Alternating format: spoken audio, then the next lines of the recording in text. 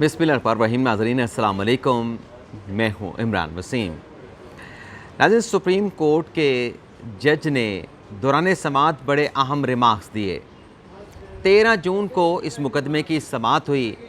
मुकदमा क्या था, जज साहब के वो रिमार्क्स क्या थे, अभी कुछ देर में उसकी जो तफसीलात है वो आपके साथ हम शेयर करेंगे और आपको बताएंगे कि वो जो जज साहब ने रिमार्क्स दिए उसकी डेप्थ क्या है, उसकी रीच क्या है। तो ख़बरियत भी, यानी जो रिमार्क्स हैं जज साहब के, उसमें जो ख़बरियत है वो भी आपके साथ हम शेयर करेंगे और उन रिमार्क्स पर कुछ एनालिसिस भी करेंगे। अपना ज़ाती जो मेरा एनालिसिस है वो भी आप नाज़रीन की खिदमत में पेश करेंगे। लेकिन नाज़रीन, सारे मामले की डिटेल में जाने से पहले 3 मुख्तसर सी अहम ख़बरें हैं, उनकी तफसीलात आपकी इजाज़त से आपकी खिदमत में पेश करने की जिसारत करूँगा। एक तो नाज़रीन, चौधरी परवेज़ इलाही साहब गिरफ़्तार हुए, अदालत में पेश हुए, फ़िज़िकल रिमांड उनका दे दिया गया। फिर अल्टीमेटली उनका जो फ़िज़िकल रिमांड था उसको ख़त्म कर दिया गया और परवेज़ इलाही साहब को जुडिशल कर दिया गया। आज लाहौर की अदालत में परवेज़ इलाही साहब को उनकी ज़मानत की दरख्वास्त पे समाअत थी, लेकिन बदकिस्मती से परवेज़ इलाही साहब की जो दरख्वास्त ज़मानत पर समाअत करने जो जा रहे थे जज साहब, वो आज रुख़सत पे थे। तो जज साहब की रुख़सत की वजह से आज उनकी जो दरख्वास्त ज़मानत पे समाअत है उसे नाज़रीन 19 जून तक जो है वो मुलतवी कर दिया गया है। यानी अभी परवेज़ इलाही साहब को यानी पीर के रोज़ समाअत होनी है उनकी दरख्वास्त ज़मानत पे, तो आज का दिन हो गया, इतवार का दिन हो गया, ये परवेज़ इलाही साहब को जो है वो जेल में गुजारना पड़ेंगे। अब हफ्ते को फ़ैसला होगा कि ज़मानत मिलती है या ज़मानत नहीं मिलती। इसके अलावा नाज़रीन, जो चौधरी अपने फवाद चौधरी साहब के ख़िलाफ़ मुकदमा बना इदारों के ख़िलाफ़ बयानात देने का या बगावत पे उकसाने का, उसमें आज चौधरी जो फवाद हुसैन साहब हैं वो पेश हुए जज ताहिर अब्बास सिपरा साहब की अदालत में और उन्हें तमाम जो डॉक्यूमेंट्स है उस केस के वो फराहम कर दिए गए हैं। और फ़ैसला नाज़रीन ये हुआ है कि 24 जून को फ़र्द जुर्म जो है वो आयद की जाएगी फवाद चौधरी साहब पे। और जज साहब ने चौधरी साहब से कहा कि आप आइंदा समाअत जो कि 24 जून को होना है, आप अपनी हाज़िरी यकीनी बनाएंगे। अब जज साहब ने डायरेक्शन तो कर दी, हदायत भी दे दी फवाद चौधरी साहब को, लेकिन लग ही रहा है कि ये फ़ैसला जो आज अदालत ने फ़र्द जुर्म आयद करने का सुनाया है, इसे आइंदा आने वाले जो वर्किंग डेज़ होंगे पीर से, इस फ़ैसले को जो है वो हाई कोर्ट की हद तक, एपलेट फोरम तक जो है वो चैलेंज कर दिया जाएगा। इसके अलावा नाज़रीन, जो अगली ख़बर है नाहली के हवाले से, कल जो सेनेट से कानून पास किया गया इलेक्शन एक्ट में जो तरमीम की गई, जिसमें एक तो ये किया गया कि जो नाहली है आइन में जहाँ जहाँ नाहली की मियाद का तयन नहीं है वो अब ज़्यादा से ज़्यादा 5 साल की होगी। दूसरी तरमीम उसी इलेक्शन एक्ट में ये की गई कि जो सदर साहब का अख्तियार था तारीख़ देने का, मतलब कौमी असम्बली की मियाद ख़त्म हो जाती है तो फिर सदर का अख्तियार था कि वो तारीख़ देते थे, वो अख्तियार सदर साहब से अब ले लिया गया। अब इसमें जो ख़बर आपके साथ मैं शेयर करने जा रहा हूँ कि एक तो नाहली की मियाद कम कर दी, 5 साल कर दी, सदर साहब का अख्तियार लेके इलेक्शन कमीशन को दे दिया गया। अब इसमें नाज़रीन ख़बर ये आ रही है कि हुकूमत ने हिकमत अमली ये बनाई है कि चूँकि ये तरमीम एक सेनेट में आई है, पहले ये कानून कौमी असम्बली से पास करवाया गया तो लिहाजा कल ये सेनेट से पास होने के बाद दोबारा कौमी असम्बली में जाएगा। तो प्लान ये है कि पहले फ़ाइनेंस बिल जो है वो कौमी असम्बली से पास करवाया जाएगा और फ़ाइनेंस बिल की अप्रूवल के बाद ये मामला कौमी असम्बली के ऐवान में पेश करके अप्रूवल लेने के बाद उस वक्त इसे सदर की मंजूरी के लिए भेजा जाएगा जब सदर मुमलिकत आरिफ अलवी जो हैं पाकिस्तान में मौजूद नहीं होंगे। नाज़रीन, ख़बरें सामने आ रही हैं कि सदर साहब जो हैं अपनी फ़ैमिली के साथ, यानी क्योंकि उनकी मियाद ख़त्म हो रही है, मुद्दत जो सदारत की मुद्दत है वो ख़त्म हो रही है, तो इसकी ख़ात्मे से पहले, मुद्दत मियाद के ख़ात्मे से पहले वो हज की सआदत हासिल करने के लिए सऊदी अरब जा रहे हैं। तो प्लान ये है कि जब सदर साहब पाकिस्तान में नहीं होंगे और जो चेयरमैन सेनेट है सादिक संजरानी, वो कायम मकाम सदर की ज़िम्मेदारियाँ संभाल लेंगे, तो फिर इस दौरान जो है ये बिल जो है कौमी असम्बली से पास करा के सादिक संजरानी साहब को भेजा जाएगा और फिर वो उनसे जो है इस बिल की, इन तरमीम की जो है वो मंजूरी ली जाएगी। तो ये 3 ख़बरें जो आपके साथ हमने शेयर की। अब आ जाते हैं जो आज के हमारे वीलॉग की जो टॉप स्टोरी है, जिसका मैंने थंबनेल पे जिक्र किया, बाकी इन ख़बरों का तो जिक्र नहीं किया था। हाँ, ख़बर ये है, जैसा कि मैंने कहा कि 13 जून को सुप्रीम कोर्ट ऑफ पाकिस्तान में एक बड़े अहम मुकदमे की समाअत हुई और मैंने पहले भी आपको कहा है कि इसमें ख़बरियत भी होगी और मेरा तज्ज़िया भी होगा। ये नाज़रीन मुकदमा था सुप्रीम जुडिशल काउंसिल की जो कार्रवाई है उसको रेगुलेट करने के हवाले से। अब सुप्रीम जुडिशल काउंसिल, ये नाज़रीन अपने जहन में रखें कि सुप्रीम जुडिशल काउंसिल का चेयरमैन जो है वो चीफ जस्टिस ऑफ पाकिस्तान होता है उसके साथ सुप्रीम कोर्ट के 2 सीनियर जजेस उस कौंसिल का हिस्सा होते हैं और 2 हाई कोर्ट के जज जो सीनियर होते हैं वो सुप्रीम जुडिशल कौंसिल का हिस्सा होते हैं। यानी 5 रुकनी ये सुप्रीम जुडिशल कौंसिल होती है, जिसका अख्तियार जो है जज साहबान के ख़िलाफ़ जो शिकायत आती हैं, जो रेफरेंसेस आते हैं मिसकंडक्ट के, करप्शन के, आमदन से ज़्यादा सजात के, ये कौंसिल जो है उन जज साहबान के ख़िलाफ़ जिनके खिलाफ कंप्लेंट्स या रेफरेंस आती है उस पर कार्रवाई करती है। लेकिन नाज़रीन, इस जज के बेशक अरकान जो है वो सुप्रीम कोर्ट के जजेस हैं, हाई कोर्ट के चीफ जस्टिस साहबान हैं, लेकिन ये कौंसिल है, ये कोई अदालती फ़ोरम नहीं है, ये एक इंतज़ामी फ़ोरम है जिसका काम एहतसाब करना है, आला अदलिया के जजेस का एहतसाब करना है, उन्हें अकाउंटेबल ठहराना है। अब नाज़रीन, आफिया शहर बानो ज़िया साहबा, इन्होंने एक दरख्वास्त सुप्रीम कोर्ट में दायर की और इनकी नाज़रीन वकील हैं हिना जिलानी साहबा। अब ये दरख्वास्त यहाँ पर भी बड़ी दिलचस्प अहम डिटेल है कि 2020 में दायर होती है और कॉन्स्टिट्यूशन पटिशन को नंबर लगता है 19/2020। अब आप देखें कि ये दरख्वास्त कितने साल के बाद टेकअप की गई। 2020 गुजर गया, 21 गुजर गया और 22 गुजर गया, आज तक ये दरख्वास्त जो है वो टेकअप नहीं हुई। और पहली समाअत नाज़रीन दरख्वास्त के ऊपर होती है 14 फरवरी 2023 को, तकरीबन 3 साल के बाद। दूसरी समाअत होती है 21 फरवरी 2023 को और तीसरी समाअत जो है वो 13 जून को होती है। इसके अलावा अगर हुकूमत कोई कानून बना दे, चाहे वो Supreme Court practice and procedure bill के नाम से हो, चाहे वो Supreme Court review of judgment and order के नाम से हो, और या हुकूमत कोई ऑडियो लीक कमीशन बना दे कि ये जो ऑडियोज़ लीक हो रही हैं सोशल मीडिया के ऊपर, इनकी हकीकत क्या है, क्या जिनकी ऑडियो रिकॉर्ड हुई है वो बताते हैं कि ये बिल्कुल दुरुस्त है, फेक है, जेन्युइन है, तो उस ऑडियो लीक कमीशन के ख़िलाफ़ भी दरख्वास्तें आती हैं और फौरी तौर पे एंटरटेन भी हो जाती हैं। लेकिन कतई नज़र इस बहस में जाए बगैर ये जो नाज़रीन दरख्वास्त पे 13 जून को नाज़रीन समाअत हुई, इस पर फ़ैसला जो है महफूज कर लिया गया 13 जून को और साथ में कहा गया कि मुनासिब हुक्म जो है वो जारी किया जाएगा। अब इस समाअत में नाज़रीन वकील साहब ने अदालत के सामने मुद्दा ये रखा कि जज के मुस्तफ़ी होने के बाद कौंसल उस जज के ख़िलाफ़ कार्रवाई जो है वो ख़त्म कर देती है। होता नाज़रीन ये है कि जज के ख़िलाफ़ करप्शन की कंप्लेंट आई है, मिसकंडक्ट की कंप्लेन आई है, तो जैसे सुप्रीम जुडिशल कार्रवाई शुरू करती है तो आम तौर पे देखा गया है कि वो जज जो है अपने ओहदे से रिज़ाइन कर जाता है। जैसे वो मुस्तफ़ी होता है उसके ख़िलाफ़ सुप्रीम जुडिशल कौंसिल अपनी कार्रवाई को रोक देती है और उसका नाज़रीन फ़ायदा उस जज को, मुस्तफ़ी होने वाले जज को ये पहुँचता है कि उसकी पेंशन जारी और सारी रहती है, उसको पेंशन मिलती है, पर्क्स मिलते हैं, तमाम मरात मिलती हैं, फैसिलिटेशन उसको होती रहती है तायात जो है जब तक वो जज अपना हयात रहता है। तो ये यानी एक जज पे इल्ज़ाम लगा, कौंसिल कार्रवाई कर रही है, कार्रवाई में फ़ैसले के डर से वो इस्तीफ़ा दे रहा है, लेकिन इस्तीफ़ा देने के बाद भी वो रियासत की से जो है वो एक जज की जो पेंशन या मरात वगैरह वो हासिल करता रहता है।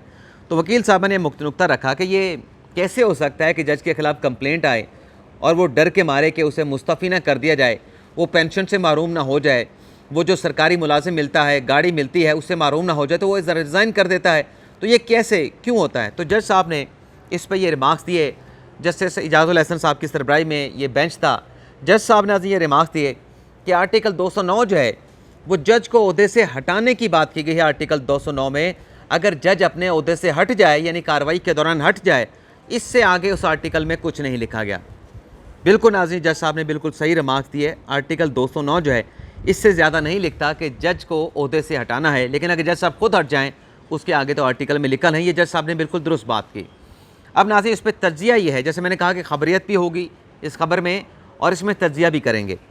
अब आर्टिकल 63A के अंदर भी इतना ही लिखा था कि जो डिफेक्टर होगा, जो अपनी पार्टी की पॉलिसी से इनराफ करेगा, उसका वोट डाला जाएगा, जैसे वो वोट डालेगा उसे डी-सीट कर दिया जाएगा। उसमें वो डाला गया वोट निकालने का आइन में नहीं लिखा गया था।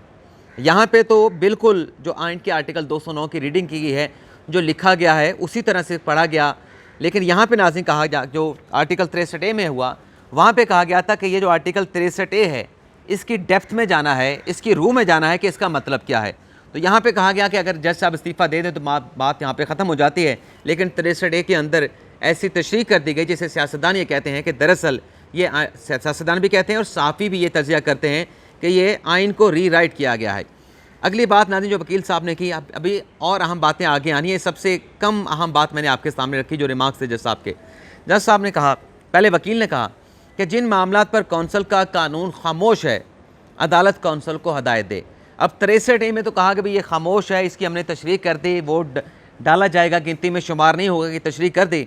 लेकिन यहाँ पे जब वकील साहब ने नुक्ता रखा, साहिबा ने नुक्ता रखा, तो जज साहब ने कहा कि क्या अदालत कौंसल को हदायत दे सकती है, गाइडलाइन का लफ्ज़ इस्तेमाल किया, क्या कौंसल को ये अदालत गाइडलाइन दे सकती है। अब नाज़रीन यहाँ पे ये तो ख़बर रिमार्क्स आ गया, अब तज्जिया इस पर करते हैं। अब कौंसल को मैंने आपको पहले कहा कि कौंसल कोई अदालत नहीं है, इंतज़ामी फ़ोरम है। मेरी नज़र में, मेरी राय में हदायत दे सकती है, लेकिन चलें हदायत नहीं दे सकती एक कौंसल को, इंतज़ामी बॉडी को। लेकिन ये अदालत जो है ये जज साहबान के मामलात के हवाले से इतनी मोहतात है कि वहाँ पे चीफ जस्टिस होता है, सीनियर जजेस होते हैं सुप्रीम कोर्ट के, हाई कोर्ट के चीफ जस्टिस साहबान होते हैं, बड़ी मोहतात हो के अदालत जो है वो कार्रवाई करे कि कैसे गाइडलाइन दे दें। लेकिन अगर कोई और मामला हो तो अदालत पार्लियामेंट को कह सकती है कि यह आप कानून नहीं बना सकते, या आपने कानून जल्दबाजी में बना लिया, आपको आइनी तरमीम करनी चाहिए थी।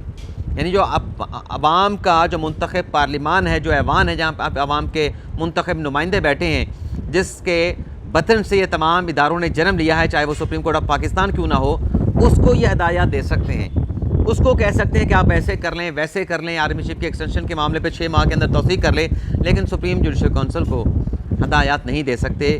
क्या का लफ्ज़ इस्तेमाल किया, क्या हदायत दे सकते हैं, लेकिन तासुर ये मिला कि ये ऐसी बात की जा रही है। आगे नाज़रीन वकील साहब ने कहा किसी जज के ख़िलाफ़, बड़ी अहम बात है, किसी जज के ख़िलाफ़ रिटायरमेंट तक कार्रवाई अगर ना हो तो क्या सब कुछ ख़त्म हो जाएगा।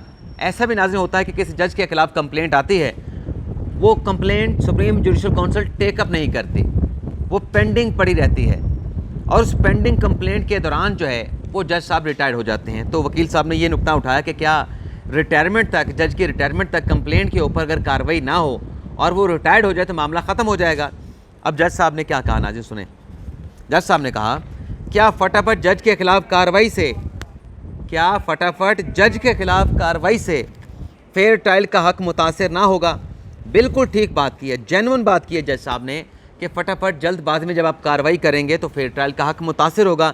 लेकिन ये सिर्फ जज साहब की हद तक है, प्राइमा फेशिये ये जज साहब की हद तक है। लेकिन अगर वज़ीर आज़म के ख़िलाफ़ एक कंप्लेंट आए और वो कंप्लेंट भी एक इश्तिहारी लेके आए, उस पर फटाफट कार्रवाई भी शुरू हो जाती है, उस पर 5 रुकनी बेंच भी बन जाता है, उस पर JIT भी बन जाती है, JIT बनने के बाद जज नाहिल भी हो जाता है। यानी जज के मामले पे इतनी एहतियात, इतना मोहतात होना, लेकिन वज़ीर आज़म के ख़िलाफ़ कंप्लेंट आए तो वो एहतियात या मोहतात होना वो चीज़ नज़र नहीं आती।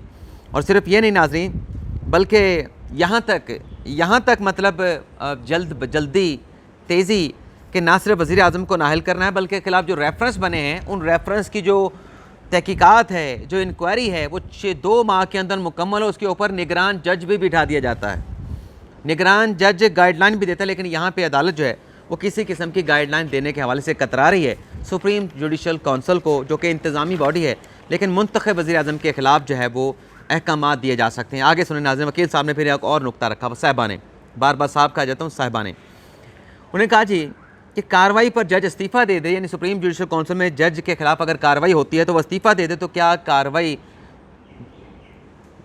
मतलब ये कहना चाह रहे हैं इस्तीफ़ा दे तो कार्रवाई हो, ये भी नहीं लिखा। मतलब वकील साहब ये कह रहे थे कि कानून में ये भी नहीं लिखा कि अगर कार्रवाई के दौरान जज साहब मुस्तफ़ी हो जाएं तो उनके ख़िलाफ़ कार्रवाई नहीं होगी, तो ये भी नहीं लिखा। तो इस पर जज साहब ने कहा कि हमने किसी फ़ैसले में कौंसल को हदायत नहीं दी, अदालत फ़ैसला दे, अमल ना हो, क्या फिर कौंसल के ख़िलाफ़ तौहीन अदालत की कार्रवाई की जाए। कौंसल कार्रवाई नहीं करती तो ये उसका फ़ैसला है। यानी कौंसल, किसी जज के ख़िलाफ़ कंप्लेंट आई है, साल 6 महीने तक कंप्लेंट पड़ी रहे, कौंसल कार्रवाई ना करे, तो ये कौंसल का फ़ैसला है, सुप्रीम कोर्ट मुदाखलत नहीं करेगी। लेकिन अगर कोई और मामला हो, हुकूमत का मामला हो, जैसे कि पनामा का मामला आया, उस पर भी कहा गया कि देखें इस पर तो हुकूमत ने कुछ किया नहीं, तहकीकात नहीं करवाई, तो लिहाजा हम तहकीकात करवाएंगे। लेकिन यहाँ पे जज के ख़िलाफ़ कंप्लेंट आए, कौंसल कुछ ना करे, तो सुप्रीम कोर्ट उस पर कुछ नहीं कर सकती, ये कौंसल का फ़ैसला होगा भी कार्रवाई करनी है या कार्रवाई नहीं करनी। और फिर अगली बात, इस हद तक एहतियात, इस हद तक मोहतात कि अदालत फ़ैसला दे और कौंसल अगर अमल ना करे तो क्या उनके ख़िलाफ़ तौहीन अदालत की कार्रवाई होगी। अब कार्रवाई होगी नहीं होगी, सवाल ये है, ये इतनी जो प्रिकॉशन मेजर लिए जा रहे हैं या एहतियात रखी जा रही है, अगर वज़ीर आज़म अदालती फ़ैसले पे अमल ना करे, वो तो फांसी पे लटक जाए, मतलब उसे तो वजारत उज़्मा से फ़ारिग कर दे। अगर कोई और मामला हो तो कंटेम्प्ट के नोटिस दे के बुला लिया जाता है, लेकिन यहाँ पे इतना एहतियात अगर है तो फिर बाकी मामलात में क्यों नहीं होता। ये नाज़रीन एक बड़ी अहम चीज़ है जो आपके साथ हम शेयर करने जा रहे थे। अब आगे एक और चीज़ भी है नाज़रीन। चाचा जी थोड़ा जाके हो जाओ, थोड़ा जाके हो जाओ। क्या जज के ख़िलाफ़ शिकायत आए तो उस पर फौरी कार्रवाई हो? मुमकिन है कि कल को 17 जजेस के ख़िलाफ़ जो है वो शिकायत आ जाए तो फिर तो इस पर नाज़रीन आप देखें कि जज के ख़िलाफ़ फौरी तौर पे कार्रवाई नहीं होनी चाहिए। हो सकता है कल 17 जजेस के ख़िलाफ़ कार्रवाई आ जाए, फौरी कार्रवाई नहीं होनी चाहिए। लेकिन पार्लियामेंट के बनाए हुए कवानीन के ख़िलाफ़ या पार्लियामेंट या हुकूमत के बनाए हुए एडवोकेट कमीशन के ख़िलाफ़ अगर दरख्वास्तें आएँ वो फौरी तौर पर समाअत के लिए मुकर्रर हो जाती हैं। ये हमने पहले भी जिक्र किया, लेकिन यहाँ पर अलग से जिक्र हम कर रहे हैं। और फिर अगर वज़ीर-ए-आज़म के ख़िलाफ़ कंटेम्प्ट की कार्रवाई आए तो उस पर फौरी तौर पर कार्रवाई हो सकती है। तो ये उस मुकदमे के समाअत में रिमार्क्स दिए गए, रिमार्क्स के साथ हमने अपना एनालिसिस आपके सामने नाज़रीन के सामने रखा। तो बहरहाल इसके ऊपर फ़ैसला महफूज किया और 2 रुकनी बेंच ने कहा कि हम इस पर मुनासिब हुक्म सादिर करेंगे। तो ये था नाज़रीन हमारा आज का व्लॉग। आपसे इजाज़त चाहते हैं। अल्लाह ताला हम सब का हामी नासिर हो। अपनी ढेर सारी दुआओं में याद रखिएगा। अल्लाह हाफ़िज़।